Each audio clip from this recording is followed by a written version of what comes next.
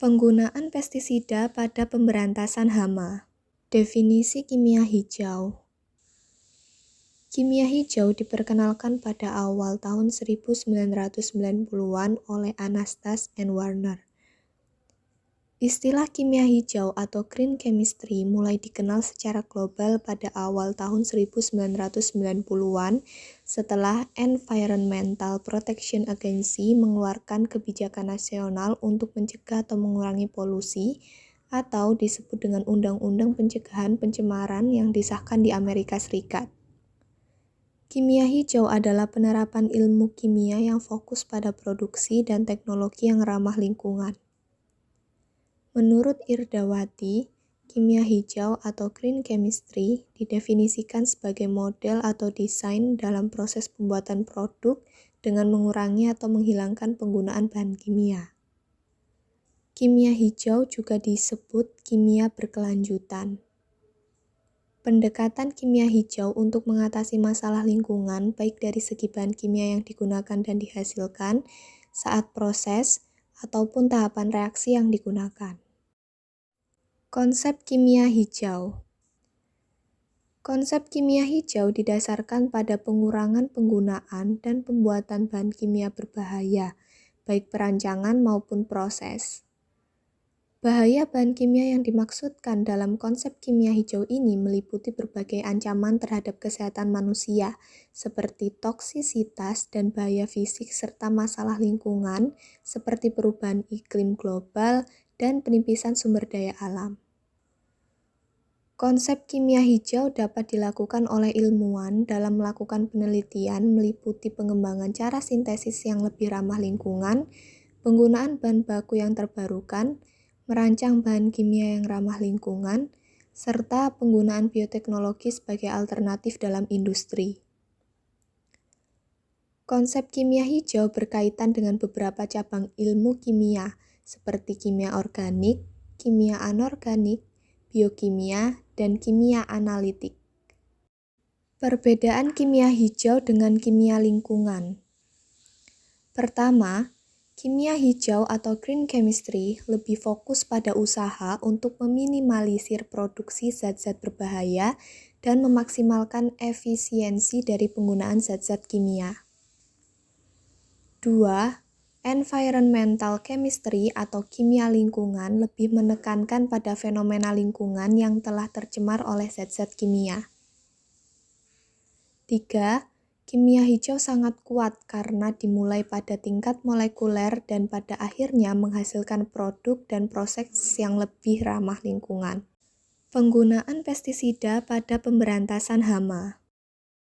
Pengertian pestisida dan insektisida. Pengertian pestisida. Secara harfiah, pestisida berasal dari kata pes yang berarti hama dan side yang berarti membunuh. Jadi, secara harfiah, pestisida adalah pembunuh hama. Pengertian insektisida. Insektisida adalah salah satu jenis pestisida. Insektisida digunakan untuk mengendalikan hama tanaman yang berupa serangga. Dampak penggunaan pestisida dan insektisida. Dampak negatif penggunaan pestisida dan insektisida adalah resiko terjadinya resurgensi, yakni fenomena meningkatnya populasi hama beberapa waktu setelah dilakukan penyemprotan. Hal ini bisa terjadi karena ketika penyemprotan, musuh dari hama yang ada ikut mati serta terjadi resistansi pada serangga. Dampak lain dari penggunaan pestisida dan insektisida adalah terkait masalah kesehatan pada tubuh manusia. Pestisida adalah senyawa kimia yang tak mudah terurai.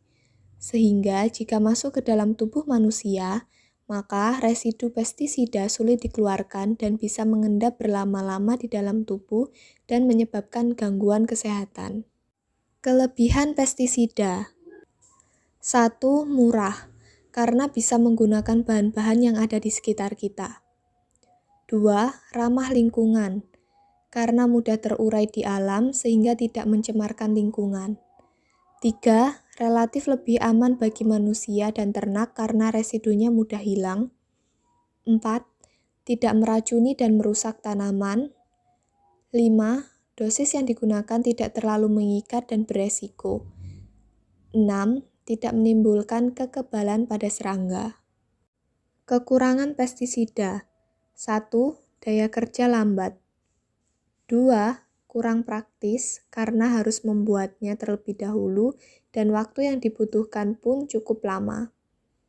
3. Tidak bisa disimpan dalam waktu yang lama karena tidak mengandung bahan pengawet. 4. Mudah sekali untuk terurai, baik karena terkena matahari, dianginkan, maupun terkena air hujan. Beberapa cara mengurangi penggunaan pestisida. 1. Penggunaan varietas yang tahan. 2. Pemilihan waktu tanam yang tepat. 3. Pemilihan lokasi yang tepat. 4. Melakukan rotasi tanaman atau pergiliran tanaman. 5. Pengaturan jarak tanam. 6. Penyiangan gulma. 7. Melakukan pengamatan rutin terhadap hama penyakit. 8. Pemanfaatan musuh alami. 9. Penggunaan tanaman perangkap dan penghadang hama. 10. Penggunaan perangkap hama. 11. Penggunaan rumah kasa atau screen house. 12. Penggunaan pestisida nabati.